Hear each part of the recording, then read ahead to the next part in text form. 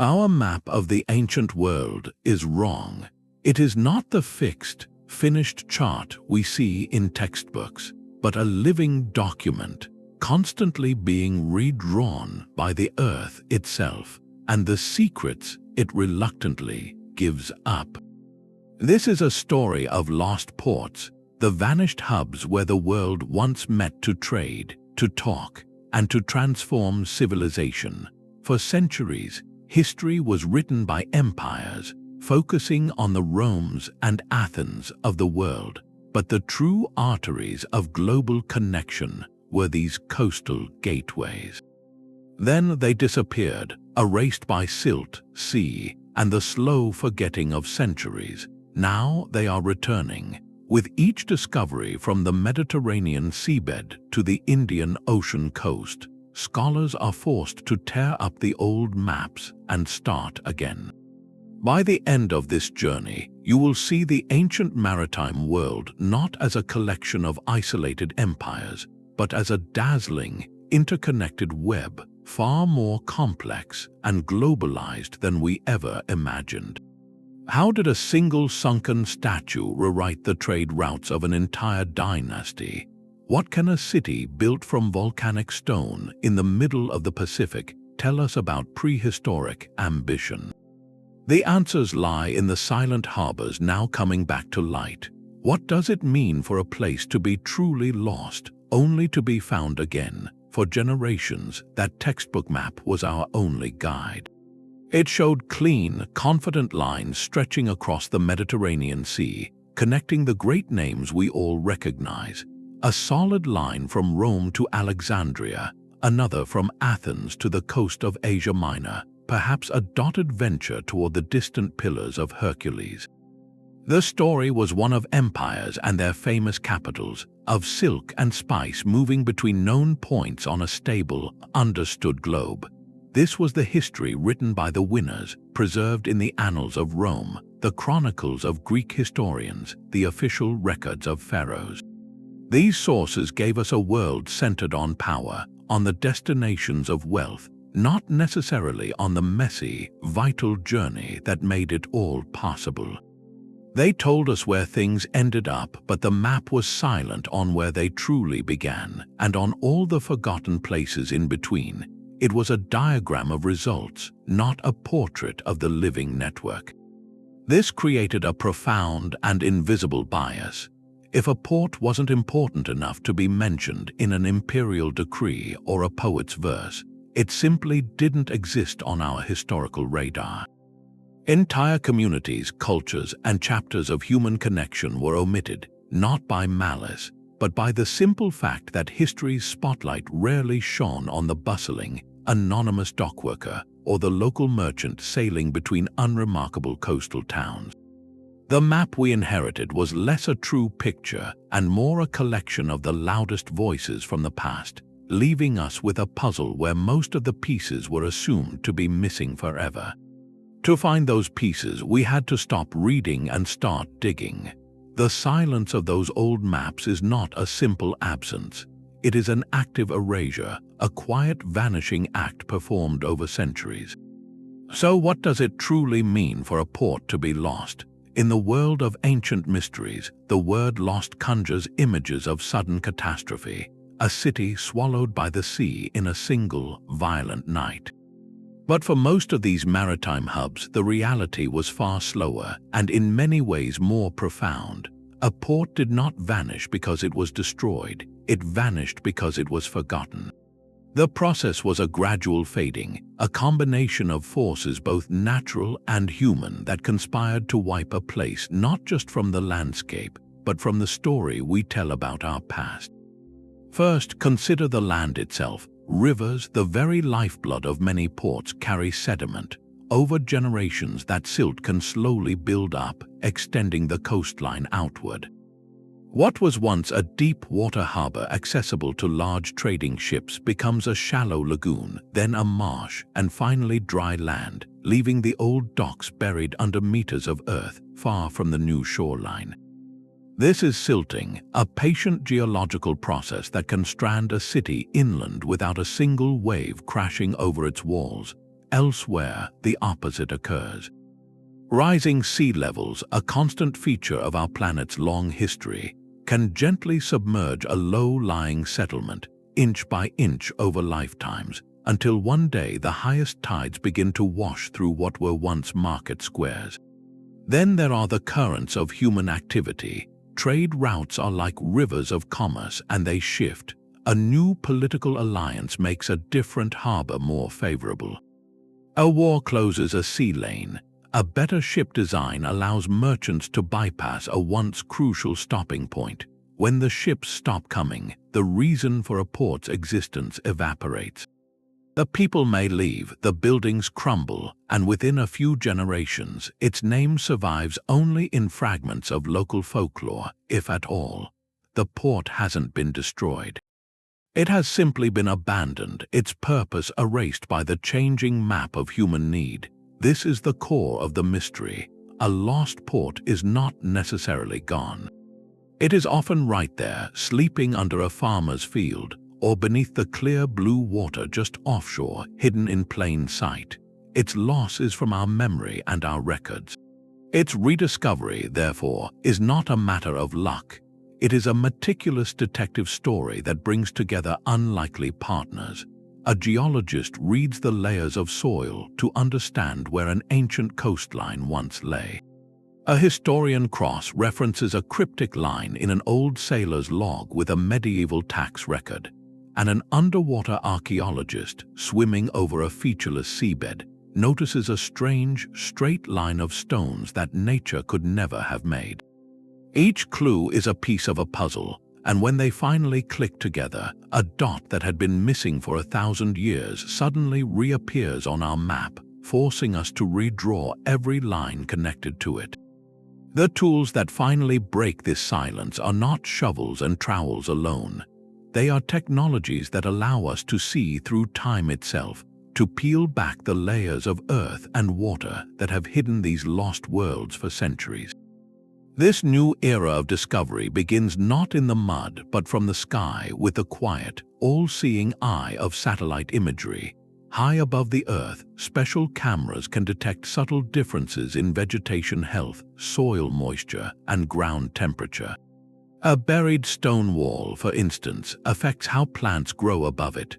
Crops might be stunted in a long, straight line over a forgotten foundation, or they might grow more lushly in the nutrient-rich soil of an ancient ditch. From space, these patterns form faint, geometric ghosts etched into the landscape, revealing the outlines of harbors, breakwaters, and city streets now invisible from the ground. It is like finding a watermark on a blank page, a hidden design only visible when held at the right angle under the right light. This gives archaeologists a starting point, a potential map of the invisible. But to see through the dense canopy of a jungle or the thick sediment of a coastal plain, science offers another tool, LiDAR, which stands for light detection and ranging. Imagine flying over a forest in a small plane, showering the ground below with millions of tiny laser pulses every second. These pulses pierce the smallest gaps between leaves and branches, bouncing off the solid ground beneath and returning to the sensor. By stripping away the digital representation of every tree and bush, researchers are left with a stunningly precise three-dimensional map of the bare earth. Suddenly, what looked like an untouched wilderness reveals the unmistakable contours of human engineering, terraced hillsides, grand plazas, and most importantly for our story, the vast, engineered basins of ancient ports now reclaimed by jungle. LiDAR doesn't just find a lost city, it finds its shape, its scale, its very footprint, proving these were not small outposts but major, organized centers of activity. Then the search moves beneath the waves. Here, side-scan sonar becomes the archaeologist's flashlight in the perpetual dark. Towed behind a research vessel, this device sends out fan-shaped pulses of sound across the seabed. The strength and timing of the returning echoes paint a detailed, almost photographic image of the bottom. A natural, sandy seafloor appears as a smooth, mottled gray. But a line of carved stone blocks, the curve of an amphora, or the stark silhouette of a shipwreck reflects sound differently, showing up as sharp, distinct shapes on the sonar readout. It allows teams to survey vast areas of the coastal shelf quickly, identifying promising anomalies for divers to investigate later. It turns the search from a hopeful swim into a targeted mission. Finally, there is the quiet, definitive science of core sampling. When a potential site is identified on land, perhaps where silt has buried a harbor, researchers use hollow tubes to drill deep into the earth and extract long, cylindrical columns of sediment. These cores are like the Earth's own history books, with each layer representing a different era. Near the surface, you might find modern soil. Deeper down, a layer rich in seashells and marine microfossils clearly marks an ancient seabed. Then, suddenly, a stratum filled with pottery shards, charcoal from fires, and evidence of human construction. This core provides undeniable proof, a vertical timeline that says, here, beneath your feet, was not just dry land but a working waterfront. It confirms the story the satellites and lasers began. Together, these tools form a new kind of vision. They allow us to ask the landscape a direct question and receive an answer written in data long before the first test trench is ever dug.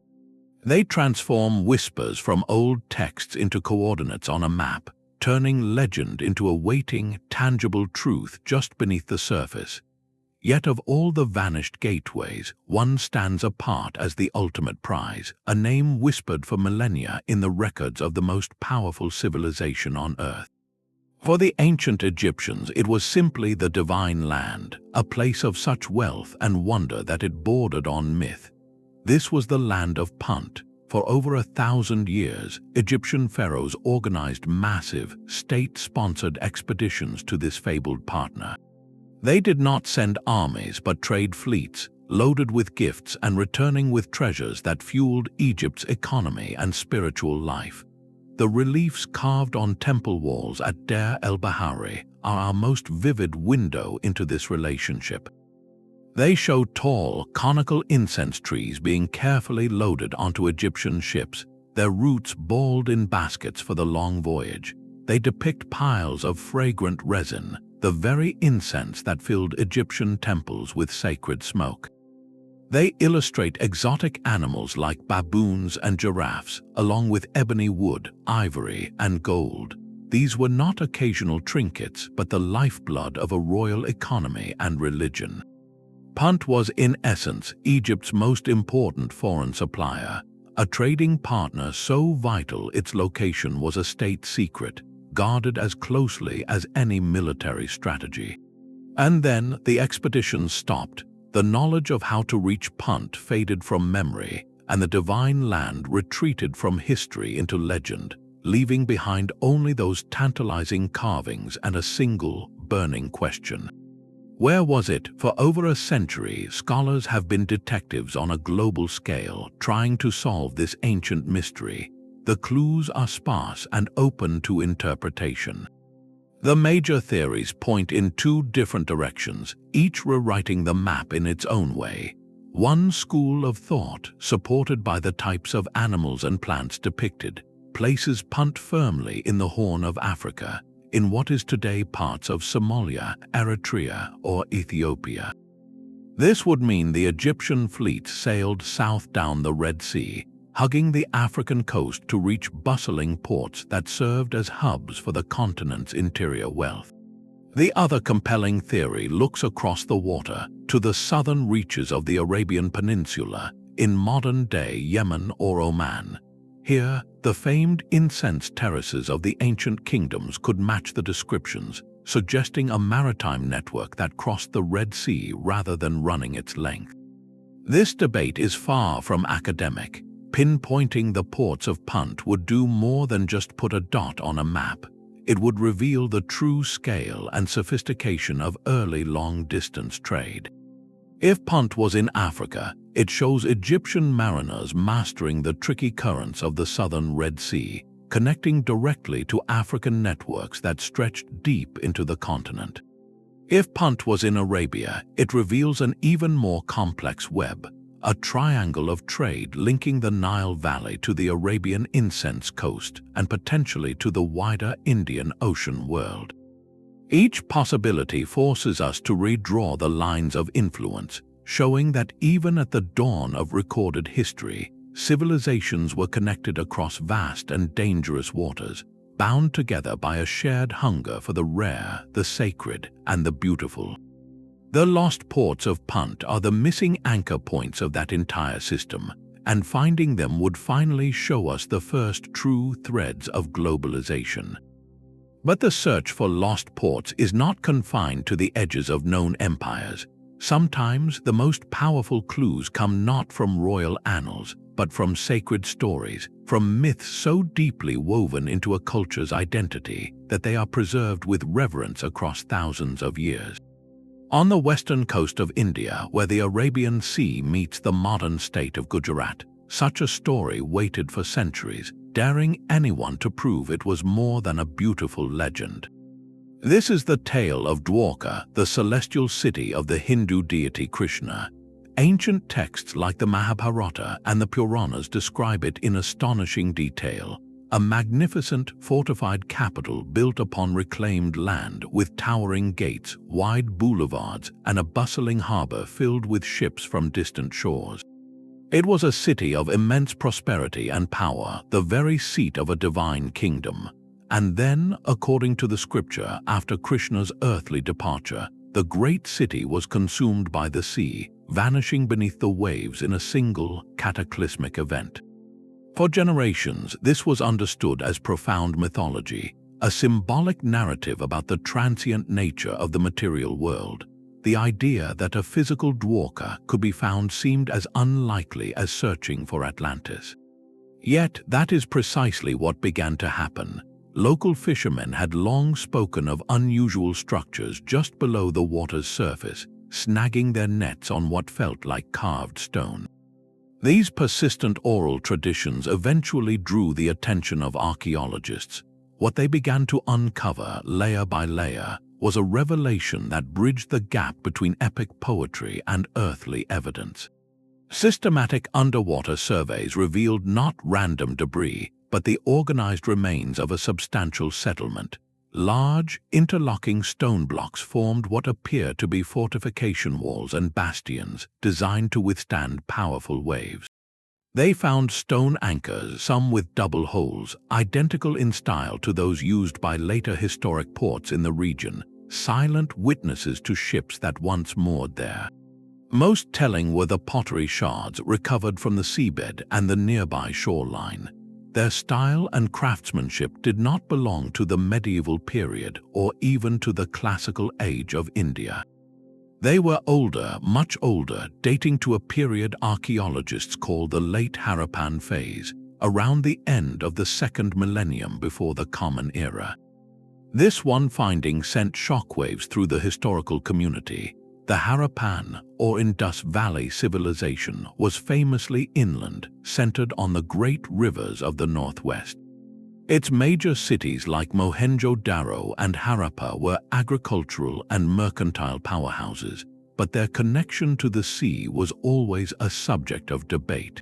The potential identification of Dwarka as a late Harappan port changes everything. It suggests that as the great inland cities of the Indus Valley were undergoing transformation, their people or their cultural successors were establishing powerful, sophisticated ports on the coast. This was not a primitive fishing village. The scale of the stonework, the evidence of planned urban layout, and the presence of anchors all point to a major maritime center, a gateway.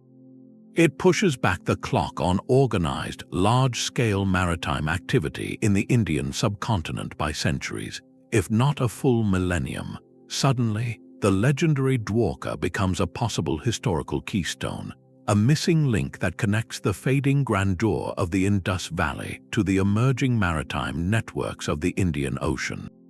It hints at a continuous thread of seafaring knowledge and ambition, a tradition that would later fuel the great kingdoms of ancient India and their trade with Rome and Arabia. The discovery does not prove the myth in its divine details, but it gives a profound historical anchor to the story. It shows that the memory of a great, fortified city claimed by the sea was not a pure invention, but perhaps a cultural echo of a real, catastrophic event, a prosperous port succumbing to rising waters or a seismic event that lived on in sacred memory for generations. Finding Dwarka is more than locating stones underwater. It is watching a legend step onto the stage of history, forcing us to redraw the map of ancient India to include a powerful, forgotten coastline, and to listen more carefully to the old stories, for they may still be holding their breath, waiting to be found. The seafloor near the Nile Delta holds a secret that rewrote the story of an entire civilization. For over 1,000 years, a city named Thonis to the Egyptians and Heracleion to the Greeks was nothing more than a footnote in ancient texts, a place scholars argued might have never existed at all. Then, in the late 1990s, a French underwater archaeologist named Frank Gaudiot, working off a tip from a local fisherman, began to survey the murky waters of the Bay of Aboukir. His team's sonar soon revealed shapes that were anything but natural. What emerged from the silt was not a collection of scattered ruins, but an entire city, frozen in a moment of catastrophic collapse. Thonis-Heracleion was real, and it was colossal. This was not a minor trading post. It was the single, mandatory gateway for all Greek trade entering Egypt for centuries. A bustling, multicultural port that served as the primary customs house and welcome center for the entire Nile Delta long before Alexander the Great founded Alexandria. Its discovery forced historians to completely redraw the map of ancient Mediterranean commerce. So how does a city of such immense importance simply vanish? The answer lies in a perfect and terrifying geological storm. The region sits on unstable, waterlogged sediment. Researchers believe a combination of factors, likely including a significant earthquake, triggered a phenomenon called soil liquefaction. In simple terms, the solid ground the city was built upon suddenly behaved like a liquid. The heavy stone temples, the massive statues, the very foundations of the port, all sank into the suddenly unstable earth.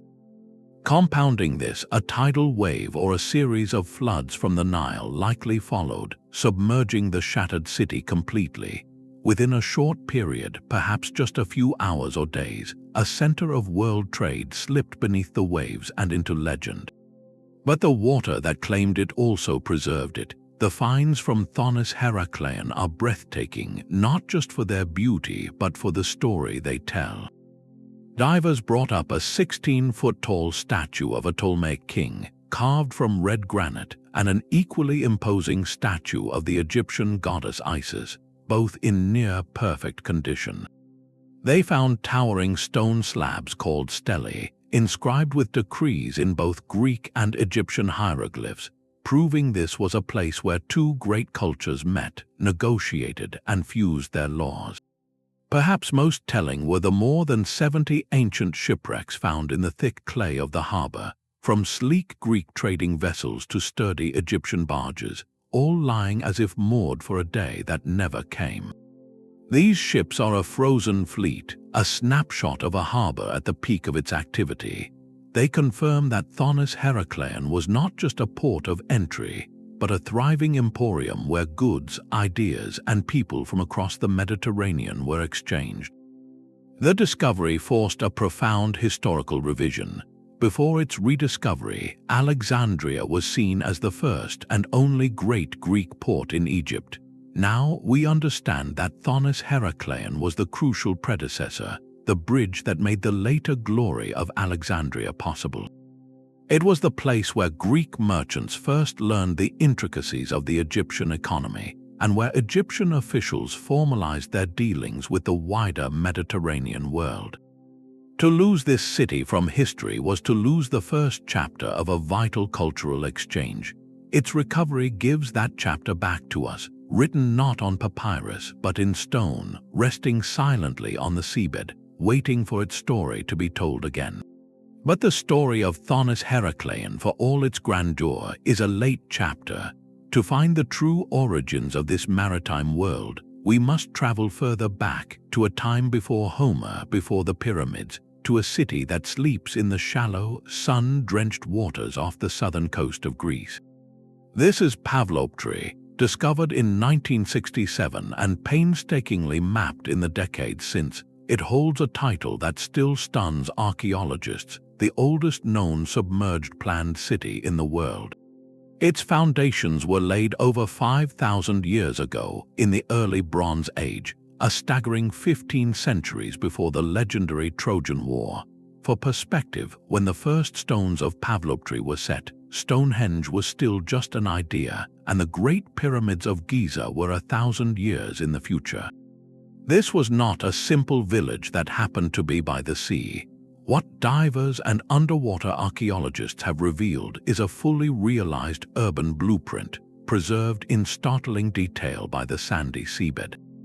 The city's layout is a ghostly grid visible from above, with main streets, alleyways, and distinct building foundations all clearly defined. Researchers have identified what appear to be two-story homes, courtyards, ceremonial spaces, and even chamber tombs carved into the bedrock, suggesting a community that planned for both the living and those who came before. The presence of these tombs within the city itself is a profound clue, indicating a deep generational connection to this specific place, a claim of permanence and identity written in stone. But what truly rewrites the map is the evidence of its purpose. Scattered across the site amid the foundations are not just local pottery, but fragments from distant shores, ceramics that originated across the Aegean Sea. This tells a revolutionary story. 5 millennia ago, the people of Pavlopetri were not isolated. They were active, savvy participants in a far-reaching maritime network. Their port was a node in a web of exchange that connected mainland Greece with the Cycladic Islands and the coast of Anatolia, trading goods, technologies, and ideas long before the rise of any classical civilization we traditionally study. The city's very design supports this, with what appears to be a carefully constructed artificial harbor basin, a clear investment in facilitating and protecting sea-borne trade. Pavlopetri forces a complete rethinking of the pre-classical Aegean. It shows us that the drive to build planned cities, to engage in complex long-distance trade, and to organize society around maritime commerce did not begin with the Minoans or the Mycenaeans centuries later. It was already a mature, functioning reality. This sunken city is a preserved moment from the dawn of European urbanism and globalization, a silent, sun-drenched testament to the fact that the human impulse to connect across the water, to build gateways to the wider world, is far older and far more fundamental than we ever dared to dream. Yet even the grandest natural harbors could not satisfy the hunger of the ultimate ancient superpower. Rome did not simply use the sea, it sought to command it, to bend the very coastline to its imperial will. While cities like Pavlopetri grew from the shore and Thonis-Heracleion succumbed to it, Rome built a harbor from nothing, a feat of engineering so vast it became the silent, beating heart of an empire. This is Portus. Unlike the truly lost ports, its location near the mouth of the Tiber River was never a mystery. For centuries, travelers could see the remains of its great breakwaters crumbling into the Mediterranean. The mistake was in what we thought we knew. We saw ruins and imagined a large port. Recent excavations, combined with ground-penetrating radar and advanced scanning, have revealed something else entirely: the empire's engine room, a machine of stone and water built on a scale that defies belief. The core of Portus was its artificial basin, a vast, hexagonal inner harbor covering over 80 acres, dug by hand from the marshy coastline. This geometric perfection was not for show, it was for control. Its 6 sides provided maximum mooring space for the giant grain freighters, the navicularii, that sailed from Egypt and North Africa. Canals wide enough for 2 ships to pass linked this inner basin to the Tiber River, and from there directly to the warehouses of Rome itself. This was a continuous, protected conveyor belt for the most vital cargo of all, food. The logistics are staggering. At its peak, Portus managed the annual import of hundreds of thousands of tons of grain, enough to feed the city's million inhabitants for a year. The grain was unloaded under the watchful eyes of imperial officials, stored in monumental, multi-story warehouses called horia that lined the docks, and then transferred onto a constant flotilla of river barges for the final journey upstream. Every storm avoided, every pirate evaded, every delay minimized by this engineered system meant stability for Rome. A single day's disruption in this flow could spark riots in the streets of the capital. Portus was more than a port, it was a geopolitical instrument, a declaration that Rome's survival depended not on its legions alone, but on its absolute mastery of maritime supply chains. To walk its excavated wharves today is to stand in the control center of the ancient world, to see the precise, calculated machinery that turned the bounty of a conquered sea into the daily bread of history's first megalopolis. But a port's power is not measured by stone alone, but by the winds it could harness. Far across the Indian Ocean, on the sun-baked coast of Tamil Nadu, a different kind of legend spoke of a city claimed by the sea, a story written not in administrative records, but in the collective memory of fishermen and poets. For centuries, locals and passing sailors spoke of the 7 pagodas of Mahabalipuram, a magnificent port city of which only one glorious shore temple remained visible above the waves. The others, according to the lore, had been swallowed by the ocean in a single, angry night as punishment for its pride. It was a captivating myth, a moral tale about the fleeting nature of human grandeur against the timeless sea. Then, in 2004, something extraordinary happened. When the Great Indian Ocean tsunami dramatically pulled back the sea just before crashing ashore, it revealed, for a few fleeting moments, a series of astonishing shapes on the exposed seabed. Long, straight rows of stone, the outlines of walls, and the distinct forms of lion statues, a signature motif of the Pallava dynasty that ruled the region over 1,300 years ago. The ocean had briefly lifted its veil, confirming what the stories had always said. This was not a metaphor. A city was down there. Subsequent underwater archaeological surveys have mapped a sprawling, submerged complex stretching over several square miles. They found the remains of a massive, collapsed stone wall, likely a protective breakwater. They documented the foundations of what appear to be several temple structures, along with fallen pillars and stone blocks that show clear signs of human craftsmanship. These are not random geological formations. They are the architectural bones of a major Pallava-era port, dating roughly to the 7th or 8th century of the Common Era. This physical evidence does more than prove a legend true. It plugs a crucial gap in our understanding of one of history's greatest trade networks. Ancient Greek and Roman texts, along with later Arab geographer accounts, describe bustling emporia on India's southern coast, places where spices, pearls, silks, and gemstones were exchanged. But until now, these were often just names on a page like Kamara or Sopatma, their exact locations and scale left to speculation. The submerged structures of Mahabalipuram give those names a physical address and an astonishing scale.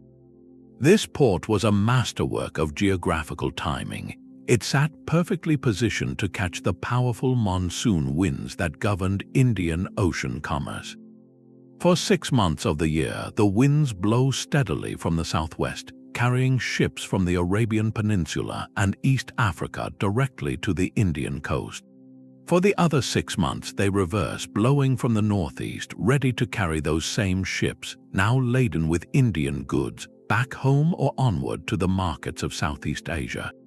A port like Mahabalipuram was not just a destination, it was a seasonal hub, a place where merchants would wait for the winds to change, conducting business, repairing vessels, and exchanging cultural ideas for months at a time. The discovery of its submerged extent shows it had the capacity to host this cyclical, international traffic. It provides the stone and mortar proof for the vibrant, monsoon-driven exchange that connected the Roman world with South India, and South India with the kingdoms of Java and Sumatra. The legend of the 7 pagodas was not about destruction, but about memory. It was a way to explain the very real, partially submerged ruins that generations of people could see just beneath the waves, a folk history preserving the truth of a great port that had slowly succumbed to the rising sea. In finding it, we recover not just a city, but a vital switchboard in the ancient world's most dynamic oceanic conversation. The story of ancient trade is too often told as a caravan moving slowly across deserts, but the truth is far more fluid. While silk and spice traveled the famed overland routes, an equally vast and vibrant network pulsed across the water, a maritime Silk Road that connected continents. This was not a single path on a map, but a sprawling web of sea lanes, its true shape obscured for centuries because so many of its vital junctions, its ports, had vanished from history. To redraw this map, we must look to the edges, to places where the jungle meets the coast or where desert shores meet the sea, and listen to what the earth is finally revealing. In southern Iran, along the parched coast of the Persian Gulf, the wind scours the ruins of a place called Suraf. For centuries, it was little more than a name in old Arab geographies, a mention of a prosperous port. Excavations have uncovered a city that was a masterpiece of mercantile engineering. Its wealth was built not on conquest but on connection. Artifacts found here tell a global story: Chinese porcelain from the Tang dynasty, ivory from East Africa, glassware from Mesopotamia, and spices from India, all passing through its custom houses. Suraf was more than a stop. It was a transshipment hub where goods from the vast Indian Ocean were transferred to smaller vessels for the journey up the Gulf to Baghdad and the heart of the Islamic world. Its merchants were the intermediaries of an age, financing voyages, sharing navigational charts, and creating a cosmopolitan culture where Zoroastrian, Muslim, and Hindu traders lived and worked side by side. The rediscovery of Suraf forces a line on our map, a bold stroke connecting the workshops of China directly to the markets of the Abbasid Caliphate. Far to the east, in the Mekong Delta of Vietnam, lies an even more transformative discovery, the lost port of Archaeology. For decades, aerial surveys showed strange, geometric patterns in the flooded fields, long canals and raised platforms that hinted at a massive, planned settlement. Archaeological work confirmed it, a bustling port city of the Funan Kingdom, active from the 1st to the 7th centuries. Archaeology was the gateway between the Indian Ocean and the South China Sea. Here, archaeologists have found gold coins minted with the image of the Roman Emperor Antoninus Pius, alongside seals inscribed in Sanskrit, and dazzling jewelry that blends Indian artistic styles with local motifs. This single site shatters the old idea of isolated cultural spheres. It proves that Roman merchants, or their intermediaries, were reaching Southeast Asia centuries earlier than believed, and that Indian religious and cultural ideas were flowing into the region not just through priests and scholars, but through the bustling docks of ports like Archaeology. It redraws the map to show a direct maritime link between the Mediterranean and the kingdoms of early Southeast Asia, a link that bypassed the overland routes entirely. And at the very center of this oceanic web, like a brilliant jewel set in the Indian Ocean, was Mantai in northern Sri Lanka. Its location was its genius, positioned at the natural midpoint of the monsoon routes between east and west. For over 1,000 years from the early centuries of the Common Era, Mantai was the ultimate entrepot, a place where ships from China, India, Persia, and Arabia would congregate to wait for the seasonal winds to change. Excavations have revealed a city of astonishing wealth and diversity, with layers of artifacts showing continuous occupation. they found millions of tiny glass beads, likely a form of currency for local trade, alongside exquisite cameos carved from Mediterranean gemstones and delicate pottery from China. Manti was a cosmic bazaar, but also a cultural melting pot. The goods exchanged here were not just material, they were spiritual and intellectual Buddhist ideas traveling west to influence Persian art, and mathematical concepts from India catching a ship eastward. The port's slow decline, likely due to silting and political shifts, did not erase its legacy. It simply buried the evidence of how central this island hub was to binding half the world together. These ports, from Suraf to Ok-Io to Manti, force a fundamental rewrite of history. The Silk Road was never just a road, it was a symphony of routes, and its maritime movement was often faster, carried greater volume, and fostered more sustained cultural exchange than the arduous journeys across mountains and deserts. Each rediscovered port adds a new instrument to that symphony, letting us hear the true scale of ancient globalization, a world connected not by empires alone, but by the courage of merchants, the skill of sailors, and the enduring human desire to reach across the water and touch a distant shore. The colossal ambition of ancient mariners was not confined to the great ocean basins. In the vast, open expanse of the Pacific, a civilization performed an engineering feat so audacious it seems to defy the very logic of its environment.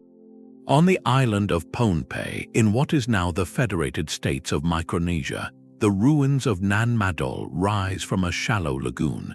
This is not a city built on the shore, but a city built from the shore, a network of over 100 artificial islets constructed painstakingly atop a coral reef. The material they used is the first clue to their staggering determination: colossal logs and prisms of basalt rock, a heavy volcanic stone. These stones were not small. Some weigh many tons, and they were quarried from the other side of the island, then transported across water and reef to this specific site. The architecture is precise and monumental, with walls rising 25 feet high in places, creating canals and enclosed spaces that have earned Nan Madol its nickname, the Venice of the Pacific. But this comparison only captures its appearance, not its profound mystery. For centuries, this was the ceremonial and political heart of the Sodalor dynasty, a place of immense spiritual power and centralized authority. Yet, standing among these silent canals, a pressing question emerges. How did this function as a port? The traditional markers are absent. There is no deep water harbor suitable for large ocean-going vessels, no extensive wharves for loading bulky cargo. The canals between the islets are relatively shallow, better suited for canoes than for the kind of ships we imagine in long-distance trade. This apparent contradiction forces a radical rethinking of Pacific voyaging and exchange. The genius of Nan Madol may not have been in receiving giant ships, but in controlling the knowledge that the ships carried. It was likely a ritual and administrative capital that governed a maritime empire of the mind. The Sodalor rulers may have consolidated their power not by amassing physical goods in a warehouse, but by controlling the sacred rituals, the navigation secrets, and the social connections that made long-distance voyaging possible and meaningful. Smaller, swifter outrigger canoes could have moved easily through its canals, bringing tribute, information, and high-status visitors from across the archipelago to this impenetrable, awe-inspiring center. The real cargo of Nan Madol might have been authority itself, cemented in stone. Its existence challenges every assumption about isolation in the ancient Pacific. Building such a complex required not just a large, coordinated labor force, but a stable society with surplus resources and sophisticated technical knowledge. This suggests that pre-contact Micronesian civilizations were far more complex, populous, and interconnected than the historical record had allowed. Nan Madol stands as a testament to a different model of maritime power, one where control of ceremony and ideology could be as potent as control of trade goods, proving that a port can be a gateway for influence, even if no large ship ever docked at its door. The desert, however, was never a barrier to the sea, only a different kind of shoreline. At the northernmost tip of the Red Sea, where the jagged mountains of Jordan meet the Gulf of Aqaba, the modern city of Aqaba thrives. For over a millennium, its strategic position has been obvious. Yet beneath its bustling streets and hotels, archaeologists uncovered a ghost, the perfectly preserved blueprint of one of the earliest and most sophisticated ports of the Islamic world. This was Ayla, founded in the middle of the 7th century, just years after the passing of the Prophet Muhammad. Its discovery was a revelation.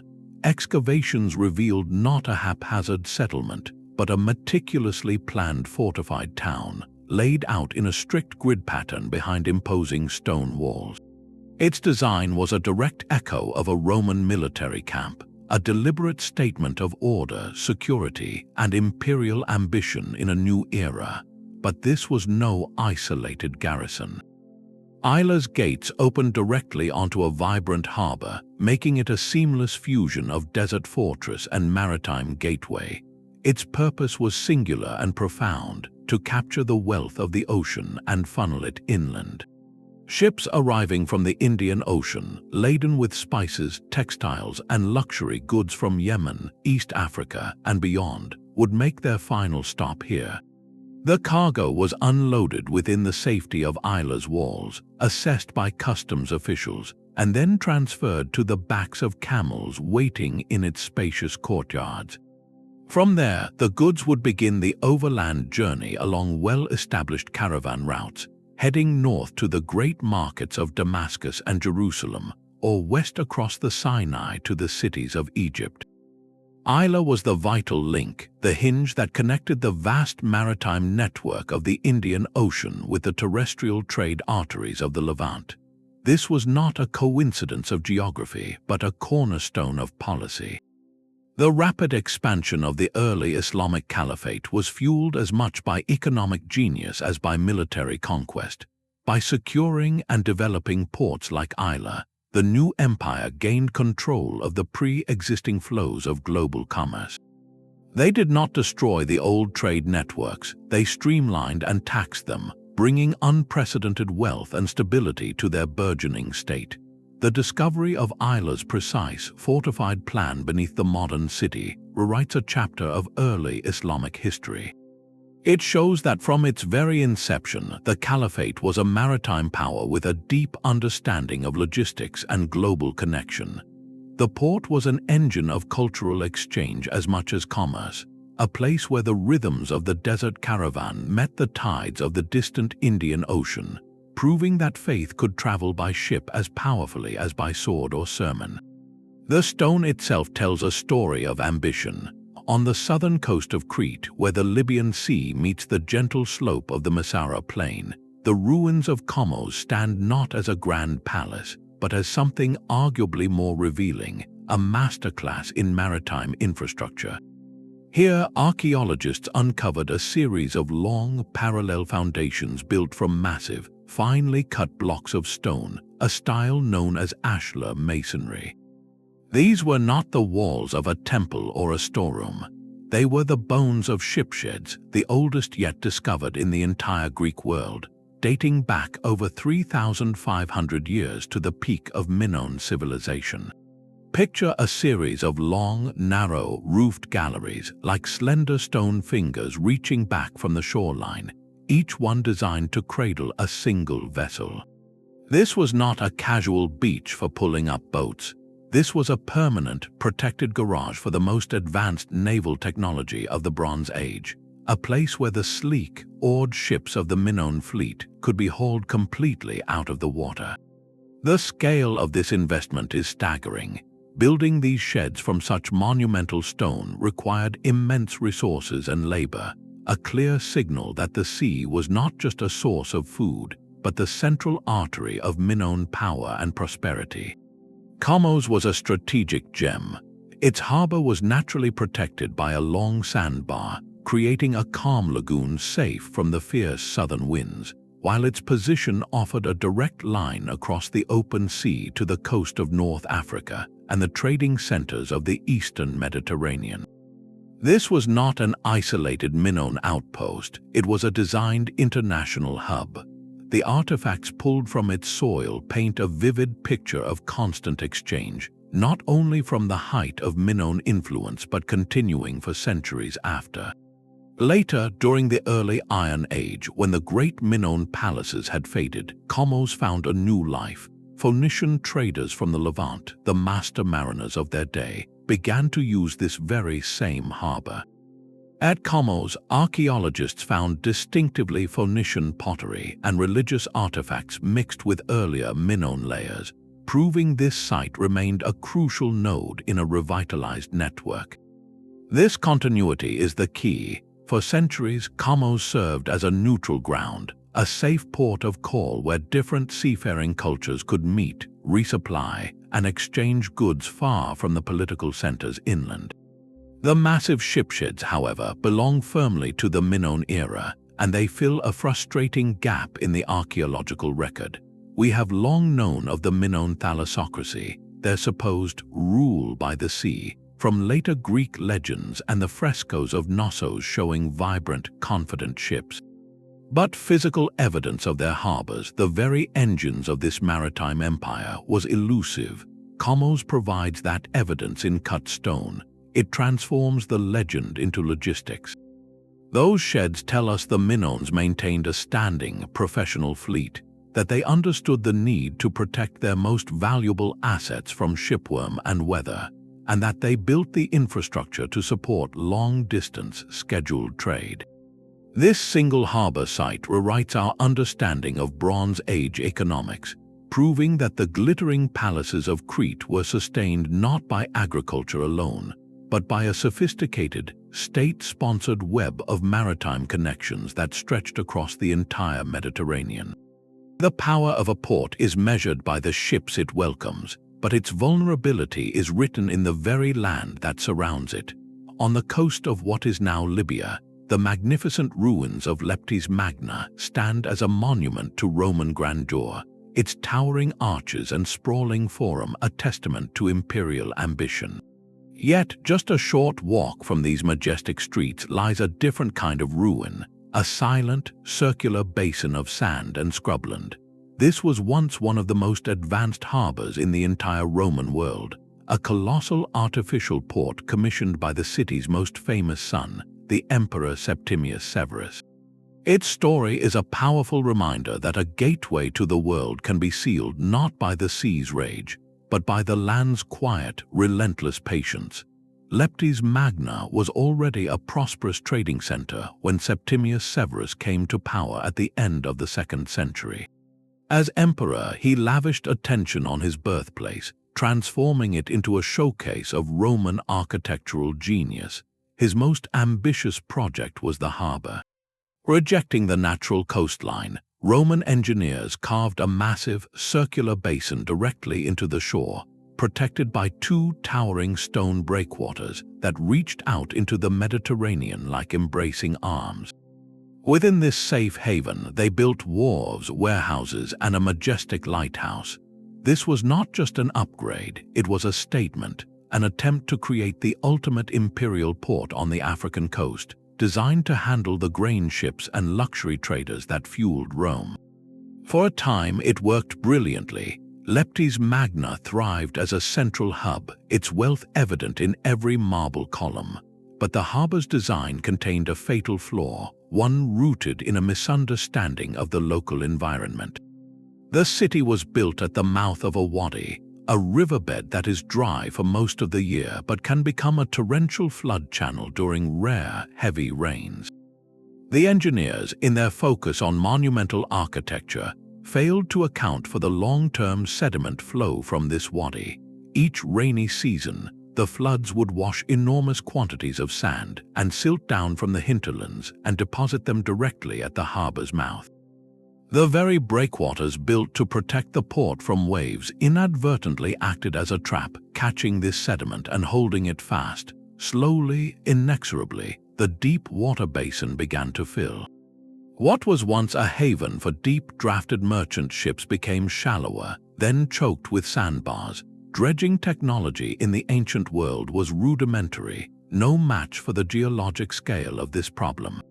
The silting of the harbor was an economic catastrophe in slow motion. As the basin filled, larger ships could no longer enter. Trade had to be transferred to smaller lighters, a costly and inefficient process that made merchants look elsewhere. The lifeblood of the city, its maritime commerce, began to thin. This environmental decline was compounded by later political instability and shifts in trade routes, but the primary cause was this gradual strangulation by sand. Without a functional port, the magnificent city Septimius Severus built began to lose its reason for being. The population dwindled, the grand buildings were abandoned, and over centuries, the sands that had claimed the harbor crept into the streets and forums, burying the city itself. Leptis Magna was not destroyed, it was simply forgotten, its splendid isolation ensured by a harbor that had turned into a sandy tomb. This story forces a profound shift in how we view the fall of ancient centers. We often look to barbarian invasions, political collapse, or devastating plagues as the engines of decline. Leptis Magna shows us another, quieter force: environmental mismanagement.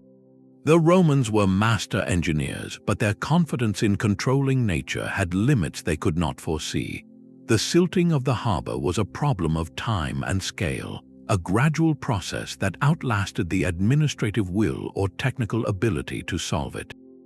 The loss of Leptis Magna from the active map of the Mediterranean was not a sudden event, but a long sigh, a port slowly silenced by the very landscape it was built to conquer. Its ruins today are a powerful lesson in sustainability, a reminder that the greatest human designs must ultimately work with the earth, not just upon it. The Phoenicians saw opportunity where others saw only a barrier. While great empires built their capitals on hills or beside deep natural harbors, these master merchants from the Levant pursued a different strategy, one that remained hidden for centuries until the earth itself gave up their secret. On the southern coast of Spain, near modern-day Malaga, a nondescript agricultural field on a low rise known as Cerro del Villa gave archaeologists their first clue. Beneath the rich soil, they found not just pottery, but the unmistakable grid of streets and foundations of a substantial town. The true revelation, however, was its original setting. This was not a coastal settlement. It was built on an island, but one now stranded 2 miles inland, surrounded by fertile plains instead of water. The story of this place is written in the slow, patient hand of geology. The colony was founded in the 8th century before the Common Era at the mouth of the Guadalhorce River, on a sandy island in the estuary. This was a deliberate and brilliant choice. The river provided a protected anchorage safe from Mediterranean storms, while the island location offered natural defense. Most importantly, it placed the Phoenicians at the precise point where the maritime world met the riverine routes leading into the Iberian interior. From this strategic perch, they could control the flow of goods, trading their prized purple dye, glass, and fine metalwork for the region's silver, copper, and other raw materials.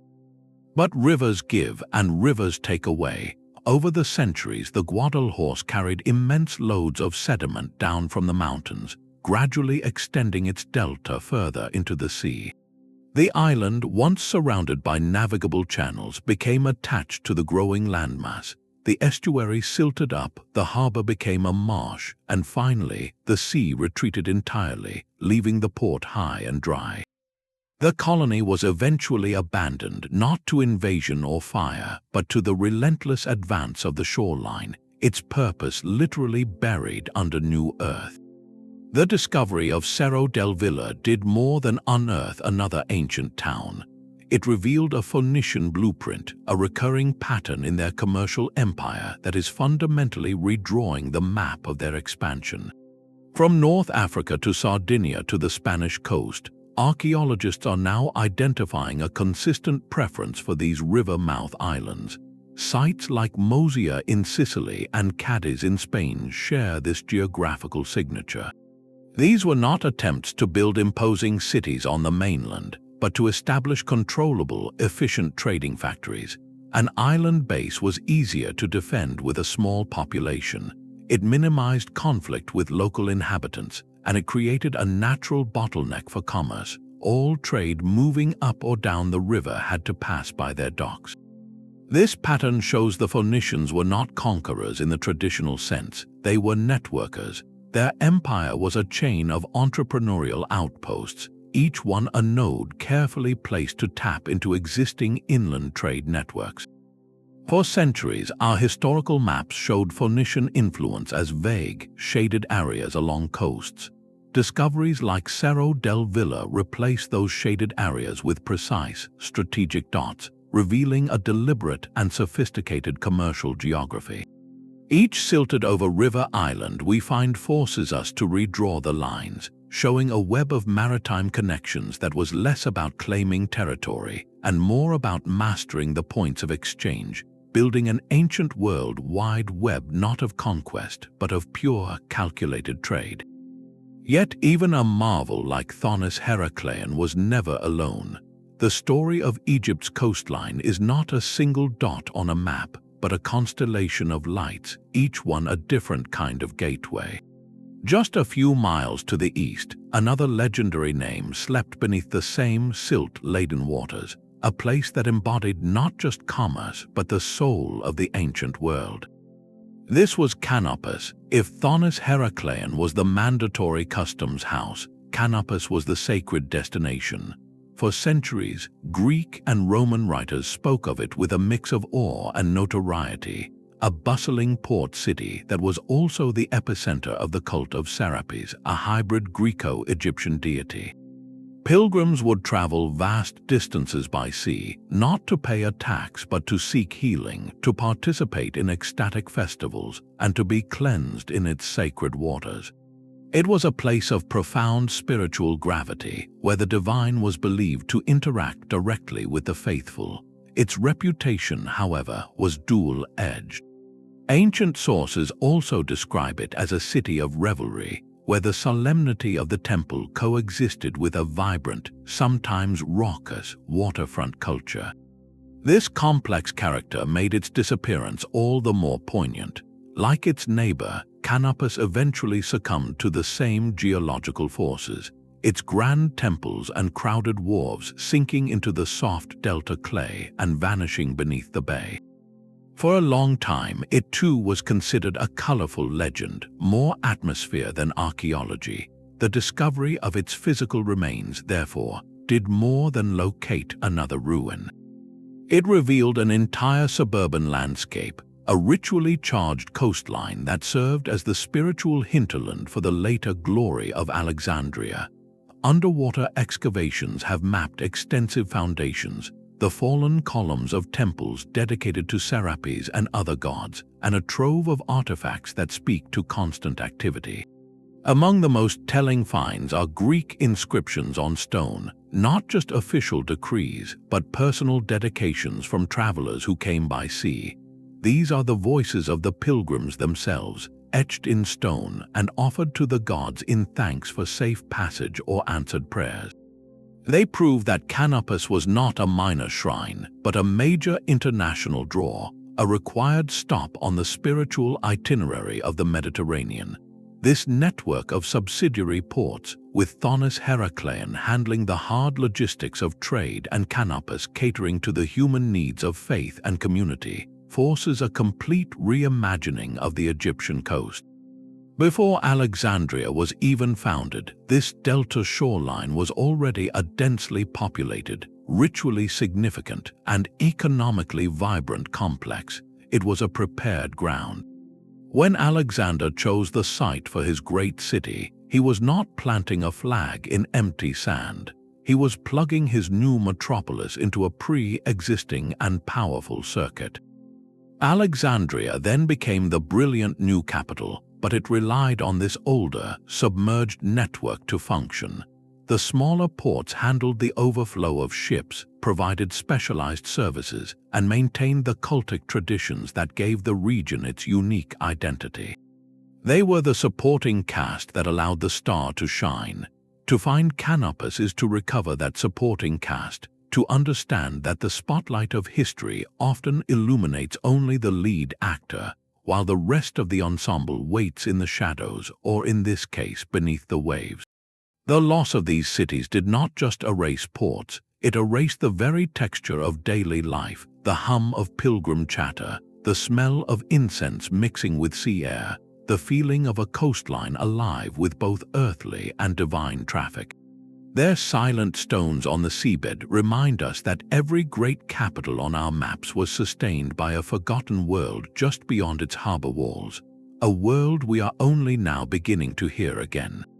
Far from the sunken temples of the Mediterranean, a different kind of maritime mystery lay waiting in the cold, dark waters of a Swedish lake. For over 1,000 years, the island of Björka in Lake Mälaren has been known as the site of Burka, one of the most famous Viking Age trading towns in all of Scandinavia. Walking its wind-swept fields, you can still see the outlines of its defensive ramparts and the gentle mounds marking graves. The town's location was never lost. But a town is not a port, and for all our knowledge of Burka's streets and workshops, a fundamental piece of its puzzle was missing. Where exactly did the ships come in? The precise location of its harbor, the very reason for Burka's existence, had vanished from memory, leaving a ghostly silhouette of a trading empire with no front door.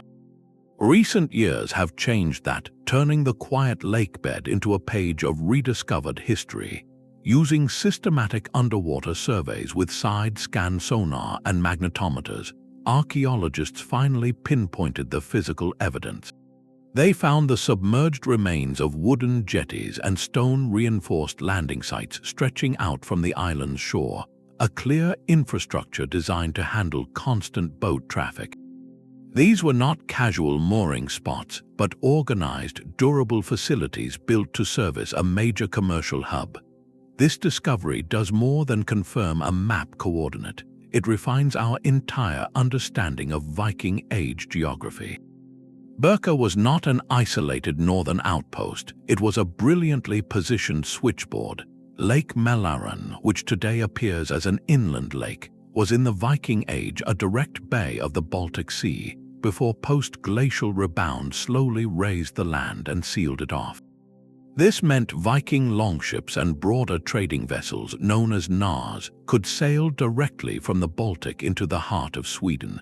At Burka, they met the beginning of a riverine highway system. From here, goods could be transferred to smaller boats that could navigate the intricate networks of rivers and lakes stretching east and south. This was the start of the route to the Dnieper and the Volga, the legendary waterways that led all the way to the glittering markets of Constantinople and the wealthy caliphates of Baghdad. The harbor jetties of Burka were the first link in a chain that connected the Scandinavian world to silver from the Islamic East, silks from Byzantium, and influences from cultures thousands of miles away. Every piece of Arabic silver coinage found in Burka's soil likely crossed those very wooden docks. By finding the harbor, we finally see the mechanism, the tangible point of transfer where furs from the north, amber from the Baltic coast, and iron from Swedish mines were loaded onto ships bound for distant empires, and where exotic luxuries entered the Viking world.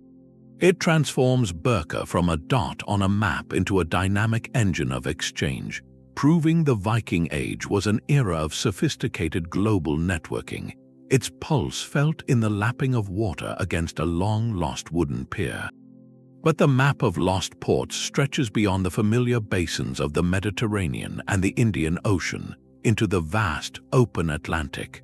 On the easternmost shores of the Canary Islands, the wind and waves have long whispered a name now almost forgotten: Guankia. For centuries, the story of these islands before European arrival was one of profound isolation. The indigenous Guanche people were portrayed as a Stone Age society completely cut off from the world. their culture preserved in a bubble for over 1,000 years. The idea that they had a port, a place of purposeful maritime exchange, seemed to contradict the very foundation of their history.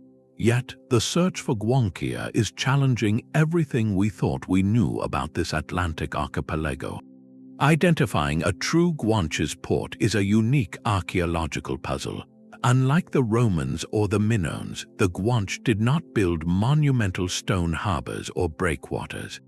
As skilled navigators of their island coasts, they almost certainly used natural anchorages, sheltered coves where their simple but effective reed boats could be launched and landed.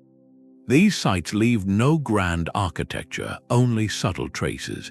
A potential port like Guancia would not announce itself with towering walls, but with a persistent pattern of evidence along a suitable coastline.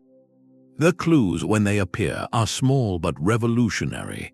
On certain beaches, archaeologists have found concentrated deposits of Guanche pottery, not just scattered shards but layers suggesting sustained activity, perhaps a place where goods were prepared or received.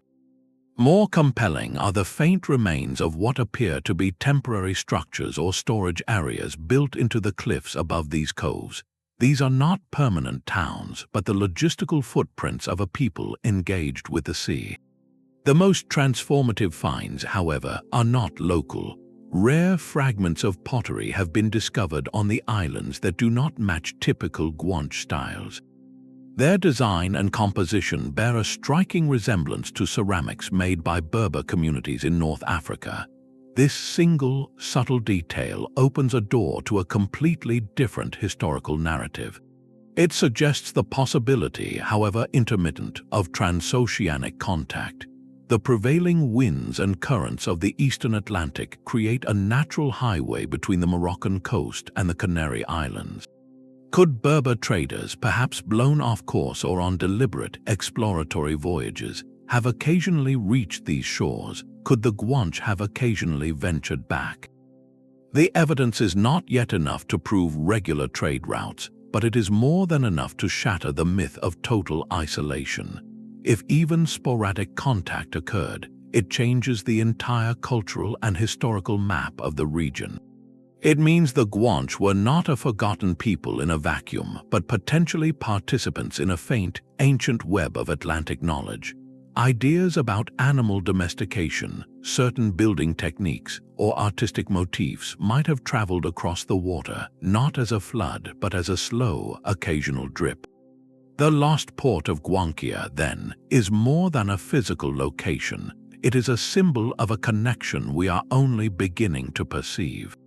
Finding it would force us to redraw the map of ancient Atlantic Africa, extending a tentative, dotted line from the continent's edge out into the ocean, to islands we once believed were silent, but may have been listening, waiting for the distant sail of a familiar stranger. The stone walls of Kalamianos were not built to be seen from the land. They were a message to anyone approaching by sea.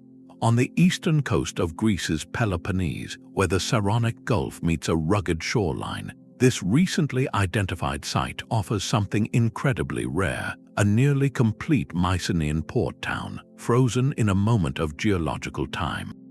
Unlike the sunken harbors of the Mediterranean, Kalamianos did not slip beneath the waves. Instead, the earth pushed it upwards. Tectonic uplift, the slow, relentless rising of the coastline, lifted the entire settlement out of the water. Today, its foundations sit high and dry, a ghostly grid of stone exposed to the sun, giving archaeologists an unparalleled, undisturbed snapshot of Bronze Age maritime life from over 3,000 years ago. Walking through the site, the precision is breathtaking. You can trace the outlines of more than 50 buildings, from small houses to larger complexes, all connected by a network of straight, cobbled streets. The architecture is distinctly Mycenaean, characterized by a technique using massive, unworked stones fitted together, known as Cyclopean masonry. But here, the builders also employed elegant, stepped stone construction for terraces and retaining walls, a method that speaks of sophisticated engineering and a desire to create permanent, leveled spaces on the sloping terrain. Most telling, however, are the fortifications, thick defensive walls, some still standing several courses high, wrap around the landward side of the settlement, while the seaward side is naturally protected by steep cliffs. This was not an open, welcoming trading post. It was a fortified gateway, a controlled access point designed to monitor and, if necessary, defend. The strategic genius of Kalamianos becomes clear when you look at a map. It sits at a crucial maritime choke point, guarding the primary sea route into the heart of the Argolid, the fertile plain that was home to the great Mycenaean palatial centers like Mycenae and Tiryns. Any ship carrying goods, information, or potential threats from the Aegean world toward those powerful inland capitals would have had to pass this very coastline. Kalamianos was the lookout, the customs house, and the first line of defense, all in one. Its discovery provides the tangible, physical evidence for a system we had only guessed at from cryptic clues. For decades, our understanding of the Mycenaean economy came largely from the linear B-clay tablets found in the palace archives. These administrative records list inventories, shipments of olive oil, textiles, and spices, mentioning coastal locations and officials. They hinted at a complex, state-controlled network of production and distribution, but they were silent on the mechanics. Where were the ports that handled this flow? How were they organized and protected? Kalamianos answers those questions with stone. Here we see the infrastructure of that palatial system in action. The fortified layout suggests the central authority at Mycenae directly controlled this node, ensuring that maritime traffic and the wealth it brought moved securely into their sphere. The variety of building sizes hints at a stratified community living here, from administrators and soldiers to dockworkers and artisans, all serving the port's function.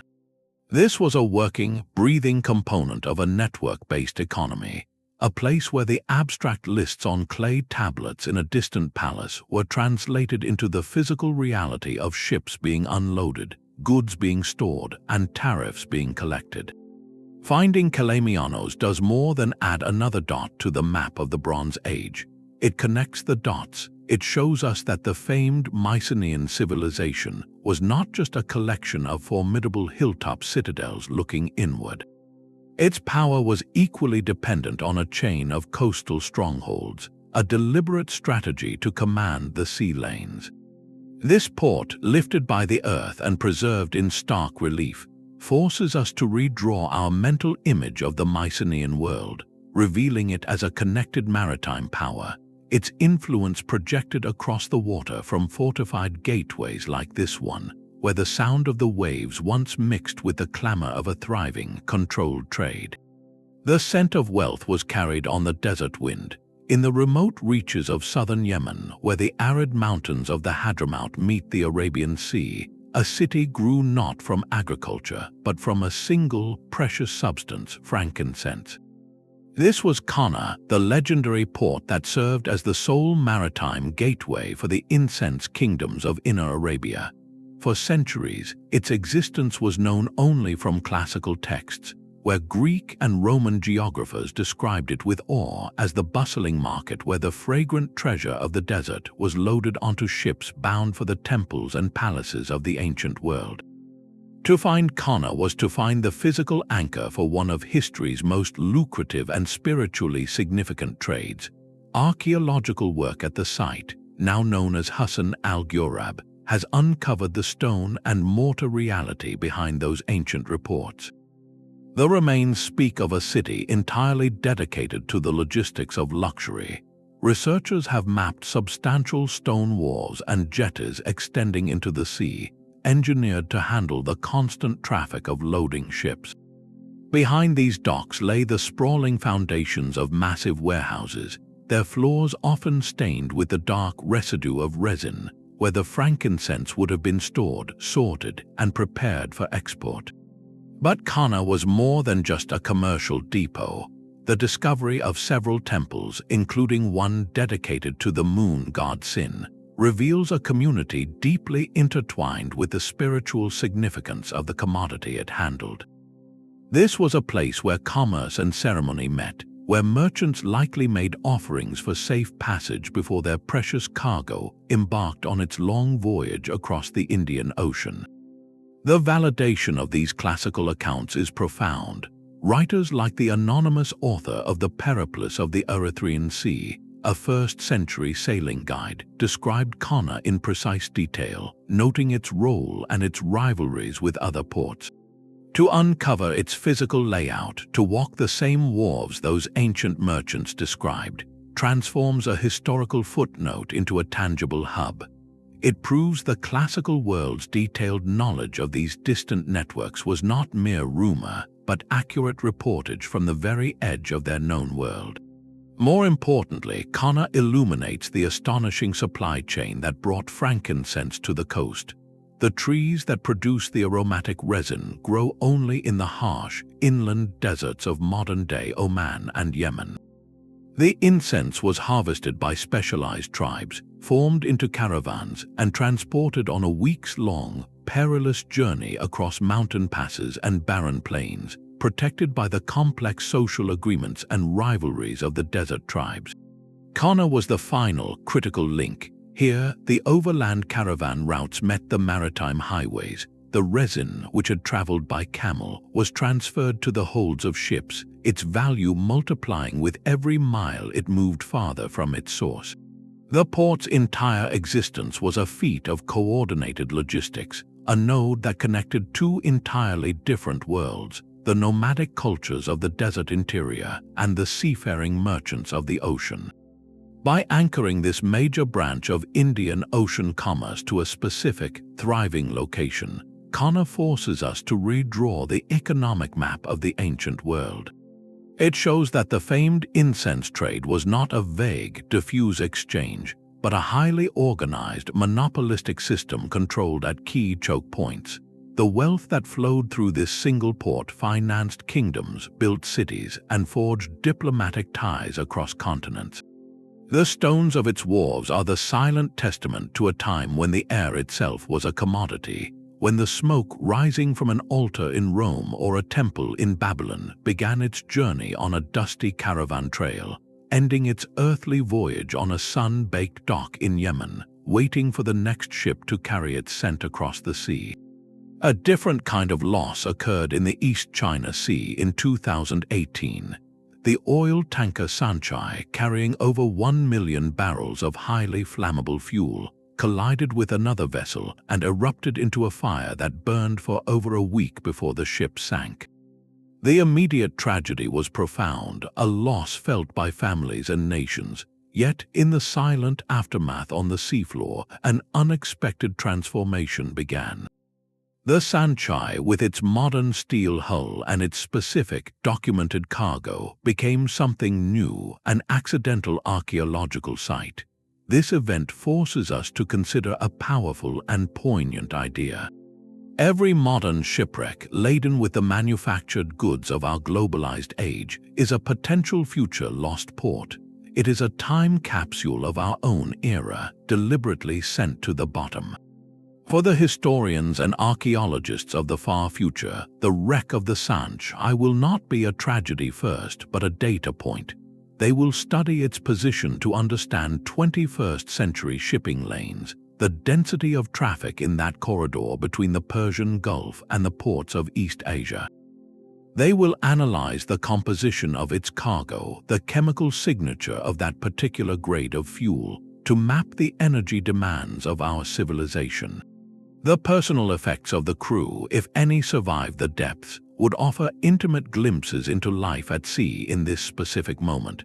This is not to diminish the human loss, but to expand our understanding of what a port represents. A port is not just a place where ships dock, it is the entire system of movement, risk, and connection that those ships embody. A shipwreck is that system frozen in a single, catastrophic moment.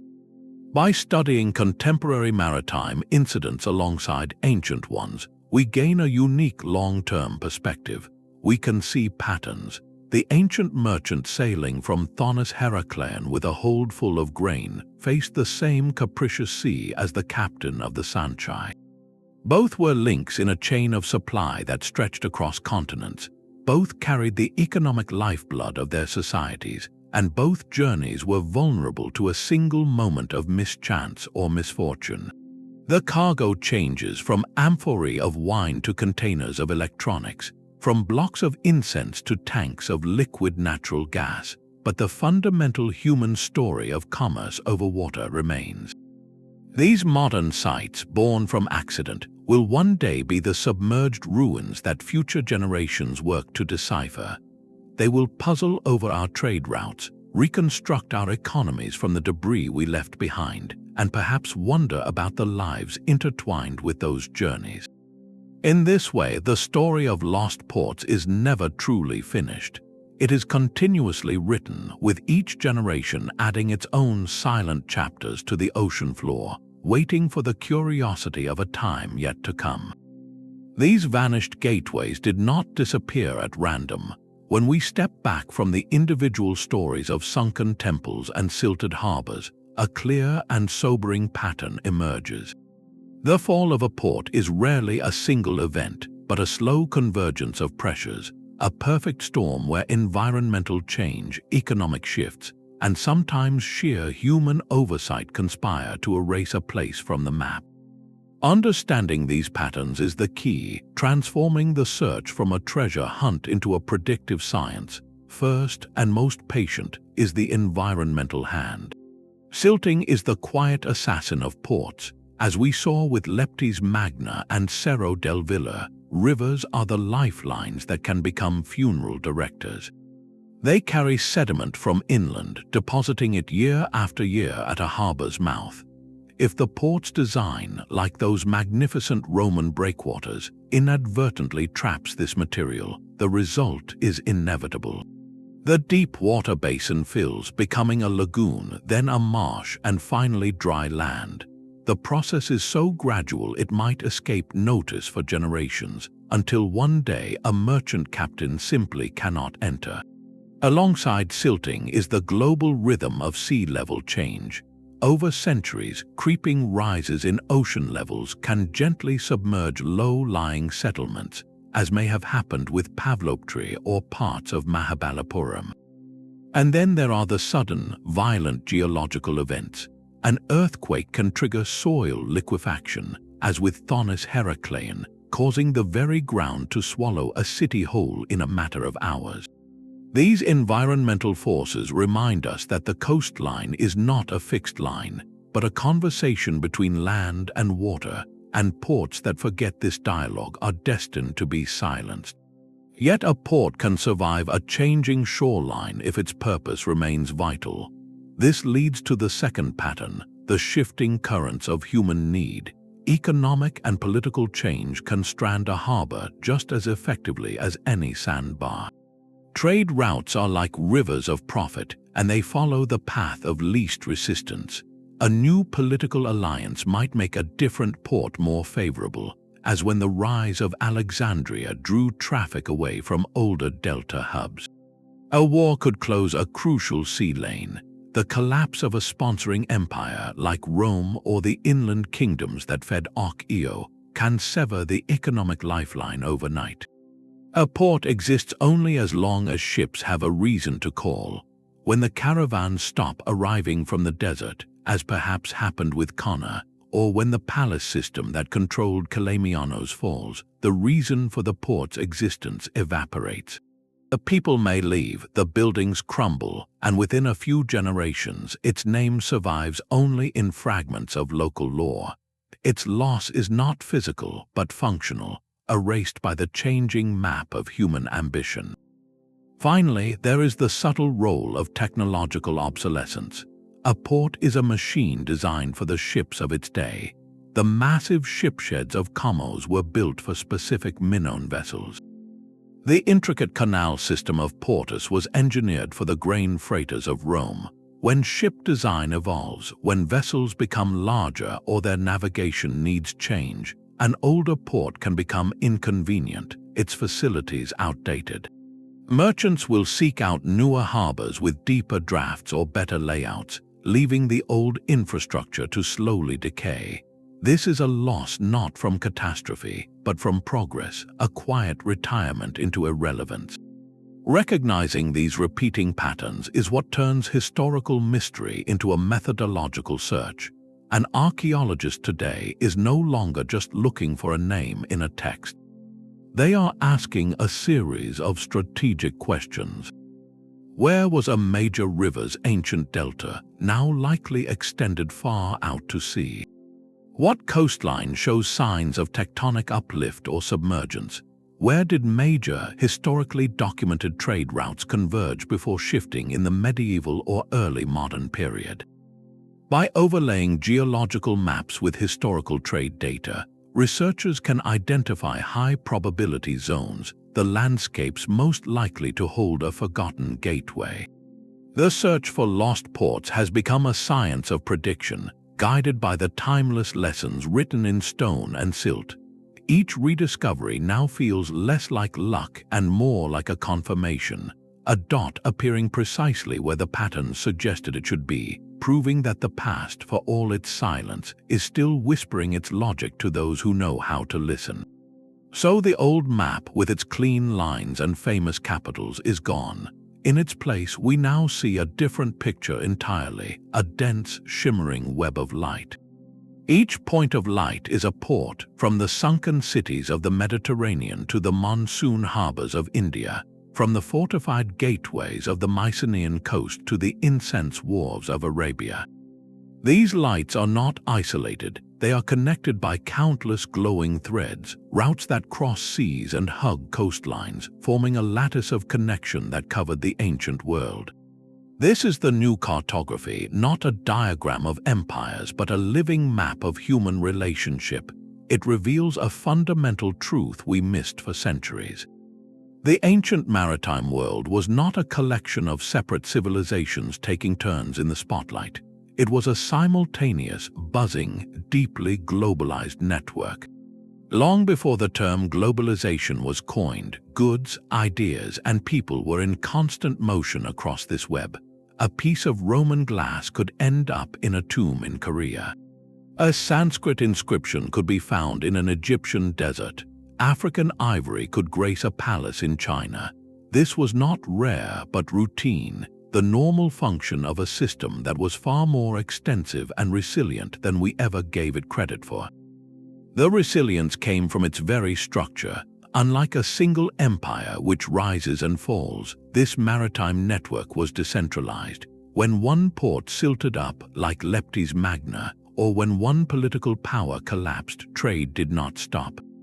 It simply found another path, another node in the web. The merchants of Suraf could pivot from Abbasid to Chinese partners. The knowledge of the monsoon winds did not disappear with the Pallava dynasty. It was inherited by the Cholas and later kingdoms.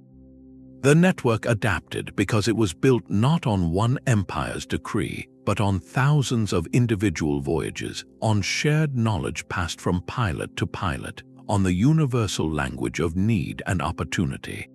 This rewrites our understanding of ancient history itself. For too long, our narrative was centered on the great inland capitals, the Romes, the Persepolises, the Changans. They were the consumers, the endpoints of luxury. But the new map shifts our focus to the connectors, the facilitators. It shows that vibrant, sophisticated cultures thrived entirely on this maritime fringe, in places like Nan Madol, Ok-Io, and Manti, operating often beyond the direct shadow or control of any continental empire. They were not peripheral, they were central. They were the switches that powered the entire system, the places where different worlds physically touched. This interconnectedness means innovation spread at a pace we are only beginning to appreciate. A ship design perfected in the Arabian Sea could, within a few generations, influence boat building in the South China Sea. An agricultural technique from India could find its way to East Africa via these ocean highways. The flow was not just one way from a dominant core to a passive periphery. It was a multidirectional conversation. The rediscovery of these ports forces us to put them back on our map, and in doing so, we are not just adding dots. We are completely redrawing the lines of cultural and economic influence, revealing an ancient world that was profoundly and dynamically linked, a chorus of voices across the water, whose echoes we are finally starting to hear again. These silent stones beneath the waves are more than archaeological treasures. They are the missing keys to understanding how the ancient world truly worked. Each rediscovered port forces a profound reassessment, cracking open old assumptions about where economic power was held, how ideas traveled, and what it meant to be connected. We once thought of empires as the sole drivers of history, their capitals glowing like lone stars on the map. But these lost harbors reveal a different source of light, a constellation of coastal communities whose collective power shaped civilizations from the shore inward. Their existence proves that cultural exchange was not a rare diplomatic event, but a daily reality at the docks, where a sailor's story, a potter's technique, or a new religious symbol could disembark with the morning tide. Technological adaptation was not born in isolation, but in the urgent need to build a better breakwater, to design a ship that could ride the monsoon winds, or to create a system of weights and measures that a trader from 3 different cultures could understand. The port was the laboratory for this practical, globalized thinking. This continuous redrawing of the map is far from over. In fact, the most transformative chapters may still be unwritten. Vast stretches of coastline in Southeast Asia and along the African seaboard remain whispers in the historical record, mentioned in passing by ancient geographers but never pinpointed by a spade or a sonar scan.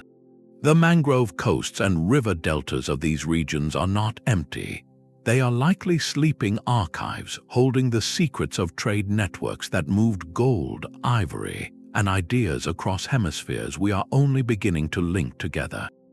Every survey in these waters, every satellite image analyzed over a forgotten estuary, promises another shock to the system, another dot to connect that will make the web of the ancient world appear even more dazzlingly intricate. The story of human connection is still being excavated, one lost port at a time. So the next time you look at a map of the ancient world, remember that the most important lines are not always the ones drawn in ink. They are the paths worn by countless hulls through open water, leading to harbors we have not yet found, waiting just beyond the edge of the page for their light to be seen again.